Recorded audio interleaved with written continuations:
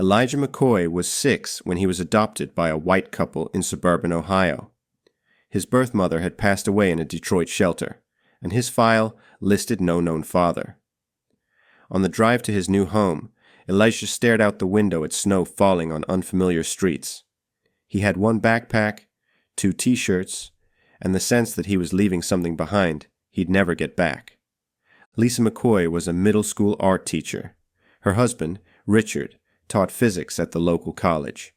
They already had 2 children, Ben, age 9, and Aubrey, age 7.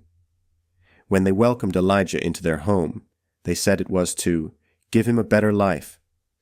They smiled for photos. They meant well. What they remembered most from the day they met Elijah at the foster center wasn't his paperwork or background. It was his hug. The moment he saw Lisa, he ran to her and wrapped his arms tightly around her waist, as though she were already home. Richard would later tell friends, "It wasn't us who chose Elijah. He chose us." They tried. Really, they tried. Lisa decorated Elijah's new bedroom in blue and glow-in-the-dark stars. Richard helped him build a solar system mobile. They took him to the museum, to the planetarium, to summer art camps. Lisa read parenting books late into the night, underlining passages on interracial adoption. Richard made it his mission to get Elijah curious about science, about wonder. They talked about feelings, about history, about love. But for all their good intentions, they were often guided by hope, not understanding. They believed their love could protect Elijah from the world. It couldn't. At the grocery store, strangers stared. A man once whispered to Lisa, "You're doing God's work," then patted Elijah on the head like a pet. In school, classmates asked, "Is that your real mom?" Or worse, "Did your real mom go to jail?" Elijah didn't answer. He started to look at his shoes more than people's faces. In 3rd grade, he was accused of cheating on a spelling test. "You usually miss these," the teacher said. Lisa stormed into school, demanding fairness. The teacher apologized, but Elijah never forgot. Lisa bought cocoa butter after reading about dry skin on a parenting forum. She tried doing his hair once. Elijah hated it. Richard tried to explain racism like a science equation, but there were no formulas for the ache Elijah carried. They would watch him slowly withdraw over the years, and they didn't know why. They tried family movie nights, just us weekends, father-son bike rides, but it was society, waiters, teachers, store clerks, neighbors, that kept reminding Elijah he was not like Ben and Aubrey. The world always pointed it out, even when they tried to ignore it. Lisa once broke down after a parent-teacher night. She told Richard, "I can't fix what the world sees in him. I can't fix what I don't understand." Richard just held her, both of them silently grieving a kind of love that felt helpless. At 13, during a trip to Alabama to visit civil rights landmarks, Elijah was followed in a gas station. The clerk said, "We've had issues with your kind." Lisa arrived seconds later and pulled him out. In the car, no one spoke. That night, Elijah sat in the motel bathtub and watched the water circle the drain. In high school, the gaps grew wider. Ben became a football star. Aubrey led school protests. Elijah kept to himself. One afternoon, a friend of Ben's shouted the N-word during a basketball game. Ben looked away. Elijah walked home alone. His relationship with Ben grew tense. They barely spoke at home. Elijah once overheard Ben tell a friend, "He's not really my brother, you know." It hit Elijah like a punch in the chest. He avoided Ben after that. Ben, caught between his teammates' jokes and his brother's quiet rage, chose silence far too often. With Aubrey, things were more complicated. She was always the loudest in family arguments, always the first to call out racism. She tried to connect with Elijah, inviting him to join her at school protests or pushing books into his hands. But Elijah often felt like a cause to her, not a brother. One night, after Aubrey told him he should speak up more in class to fight stereotypes, Elijah snapped, "You don't live in my skin. Stop acting like you do." They didn't speak for a week after that. He joined the astronomy club. He spent hours looking through the school telescope, mapping stars, while his classmates flirted in the bleachers. The stars didn't judge him. They didn't ask if he belonged. He loved the sky. In 10th grade, he built a telescope from scratch for the state science fair. It won first prize. A local paper ran a piece titled, "Adopted Teen Overcomes Odds." Overcomes whose odds, he thought. He applied to Howard University in secret. He didn't tell Lisa until the acceptance letter arrived. She cried. "Why didn't you ask us for help with tuition?" Elijah shrugged. "I didn't want to explain why I needed to be somewhere that looked like me." He got a partial scholarship. The rest he earned. He folded laundry at a laundromat, swept cafe floors at night, and sold his childhood Lego sets on eBay.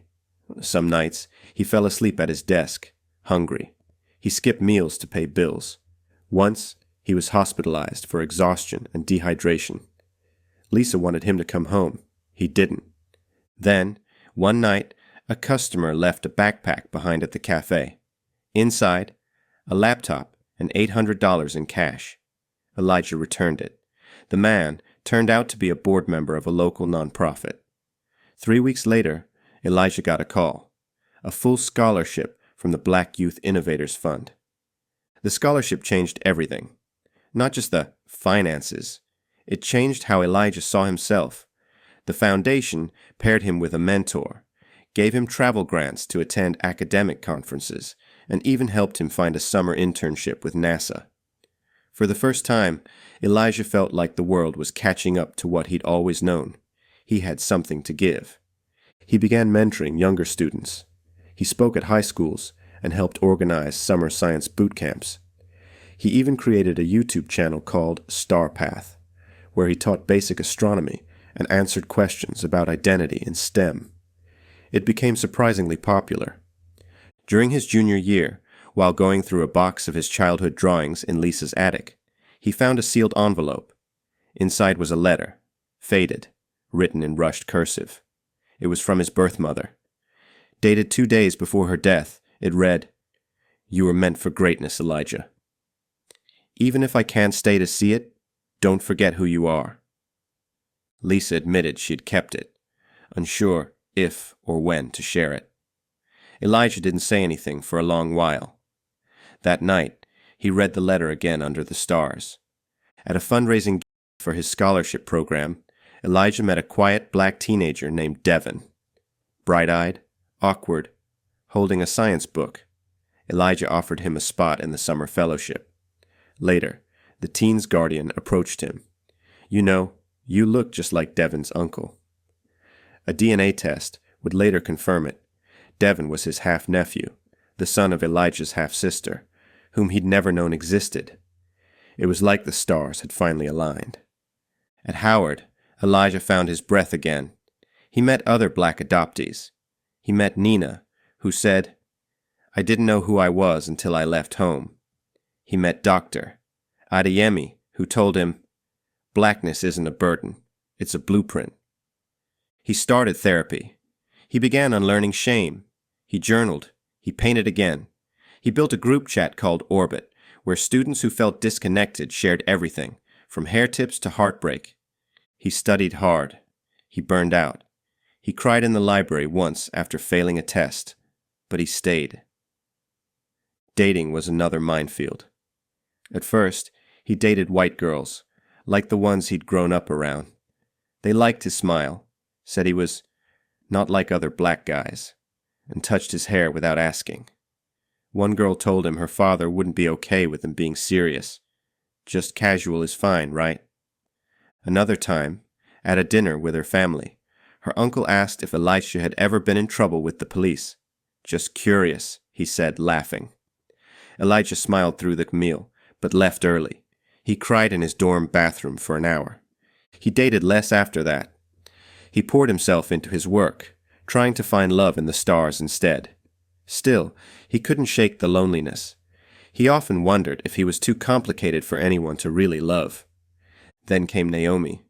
She was a second-year law student, smart, proud, Korean-American, and completely uninterested in making Elijah her project. She asked real questions, She listened. She challenged him, and she never once made him feel like he had to prove he belonged. Their first date was a bookstore. Their second was a protest. Their third was a picnic where she told him she'd never seen someone look so sad when they smiled. That was when he knew. She became home. He published a paper on star cluster mapping that earned him recognition. His professor told him he could write a dissertation one day. Elijah smiled, but inside, he still felt like he was writing to prove he deserved space. He spent one Thanksgiving sitting alone in a park with takeout and a coat donated by the student union. He watched families walk by, laughing. He told himself he didn't care, until he got a message from Ben.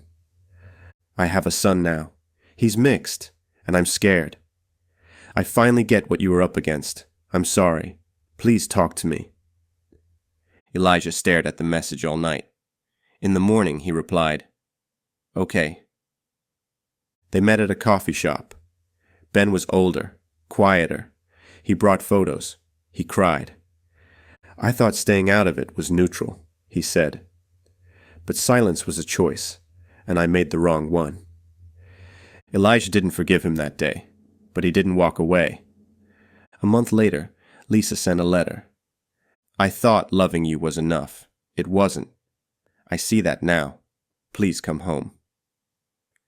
That Thanksgiving, Elijah went home. The house was the same, but everything had changed. Lisa hugged him like she was afraid he'd vanish again. Richard cried. Even Aubrey was quiet. That night, Richard showed him the backyard. He had built an observatory. A plaque on the telescope read, "The Elijah McCoy Lens." "Because you helped us see," he said. Elijah didn't cry. He just looked up. He finished his degree, then his master's. He returned to Howard to teach for a while. He got married. Naomi made him laugh every day. They bought a house filled with books and plants and music. He started a scholarship, the Question Mark Fund, for kids who feel like questions in their own families. He partnered with organizations across the country to offer mentorships, mental health support, and summer research fellowships. He personally reviewed every application. Sometimes he saw bits of himself in their essays. The loneliness, the shame, the quiet brilliance that had nowhere to land. He visits schools now, teaches physics, mentors black students in white schools, gives talks about identity and belonging. He and Naomi host monthly dinners for foster kids. They give them hair products. They listen. They don't pretend to have all the answers. Sometimes, Elijah still sits under the stars, but he no longer looks for the emptiest part of the sky. He's not a question anymore. He's an answer.